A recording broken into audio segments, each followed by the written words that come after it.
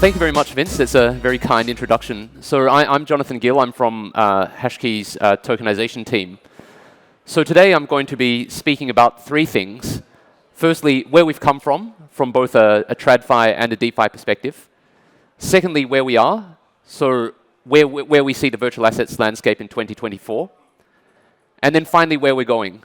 So that's the future trends and tips for the industry. OK, so let's start by where we've come from. So, I mean, anyone who's sort of done any due diligence, maybe you've been a lawyer or an accountant or a banker, would understand one of the most annoying things is you've got to do a lot of due diligence, and it's a painstaking process. You're combing through mountains of documents, but it's an imperfect thing. You never really know whether you've got all of the information that you need. And that's why I've actually given this as an example, information warranties and SPAs. If I buy something from you, you will warrant to me that the information that you've given me is true, fair, and correct. That you've given me the truth, the whole truth, and nothing but the truth. That's the only way that I can gain any sort of comfort that what you've done is correct. And if you haven't, then I can sue you. But that's the only way. And one of the main reasons for this is because generally we have single and vulnerable paper-based sources of truth. So if you've bought or sold real estate in Hong Kong, for example, you would know that it's a paper-based system. So you have a chain of deeds that's purely paper-based. So if there's a blot on the data or something's been lost or stolen, you have an imperfect chain of title. So you can't prove that you actually own that real estate. That can be a big problem. And then lastly, exchanges have limited trading hours. So as you would know, in Hong Kong, just in 2024, we've actually been allowed to trade during T8s. So as late as this year. So before then, it was not deemed to be a business day, and you couldn't trade. So now I'll move on to where we've come from a DeFi perspective. So you can see there are three. This is from CoinMarketCap, by the way. So this is just the market cap of all cryptocurrencies. But I think it's the main point that I'm trying to make is that there have been sort of three major bull markets. And I'll sort of talk through what I think we've seen in each one. So if you look at what I've termed number one, sort of 2018, 2019, that was sort of the ICO boom when regulations weren't really in place. People were really raising capital with white papers and not much else. That sort of died off. 2022, we then saw a lot more financial institutions, private blockchains, walled gardens, proof of concept. And three is more or less where we are now. So we're seeing a lot more real-world assets. We're seeing more sophisticated tokenomics, and a lot more mainstream adoption. So that's where we've come from. So now where we are. So in terms of where we are, I think we're no longer talking about, say, an ERC20, one very basic low functionality token. We're seeing fungible tokens, non-fungible tokens, say, for example, an ERC721, for something as specific as art. Gas efficiency, so Solana, Hedera, that kind of thing.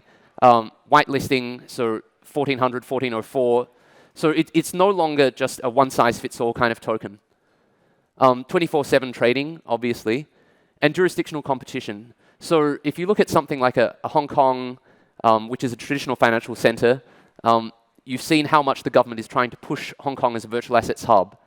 Then you have a bifurcation. You have jurisdictions such as Dubai, which weren't traditionally financial centers, but then trying to tailor-make financial regulations so that they are more crypto-native.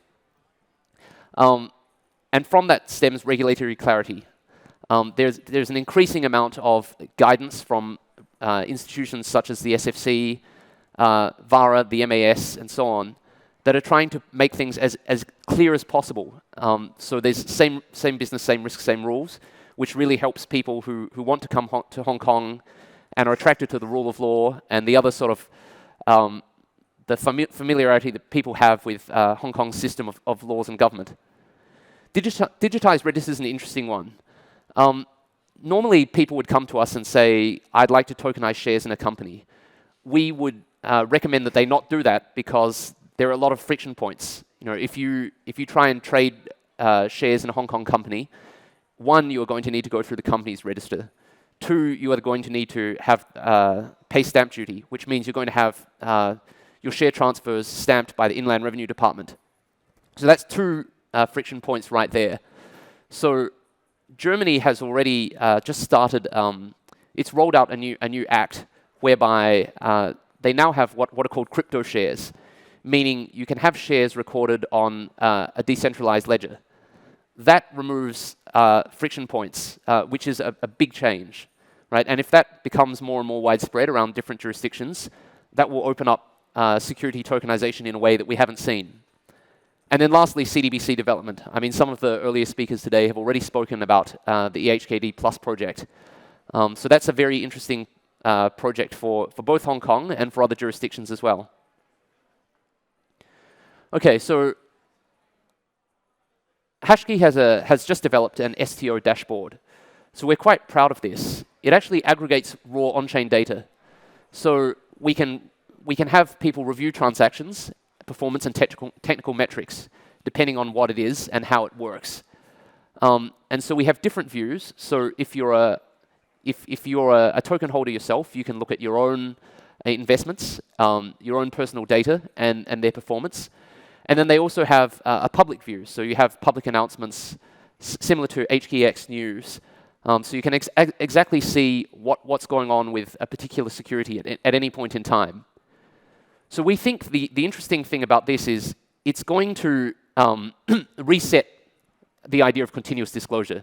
It's no longer going to be about when an issuer wants to make a disclosure, such as a 13F filing or something on a quarterly basis. It will be when you, as an investor or a potential investor or a regulator, want to find something out yourself.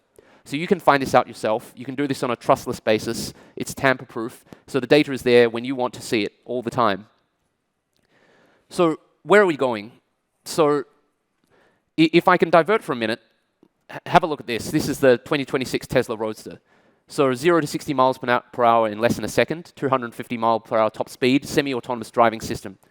So you're probably wondering, why is he suddenly talking about cars? So hopefully what you're thinking here is, that's a cool car, right?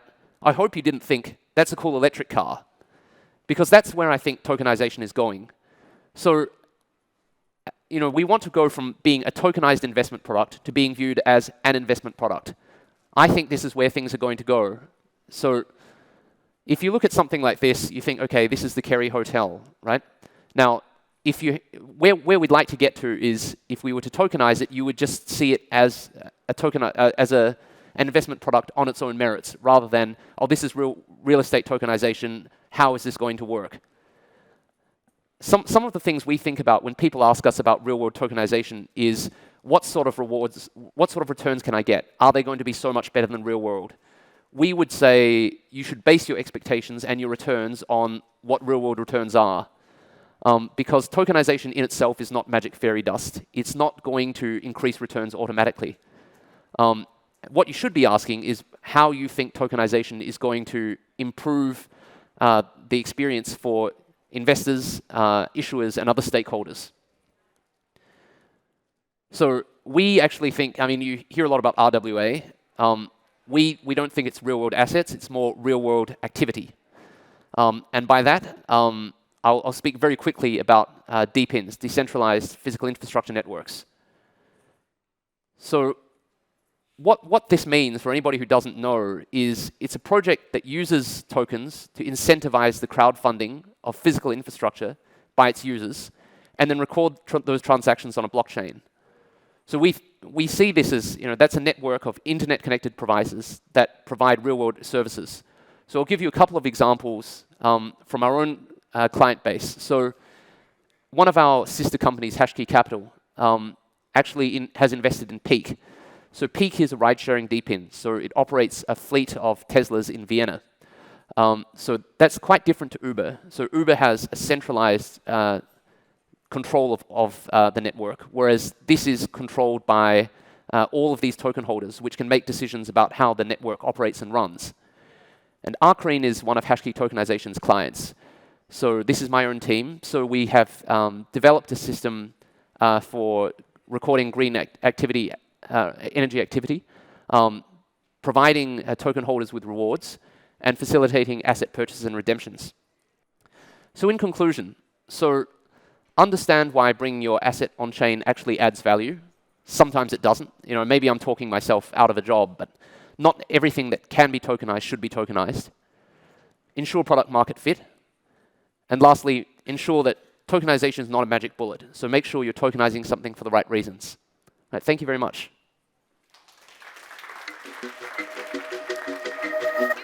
Thank you, Vince.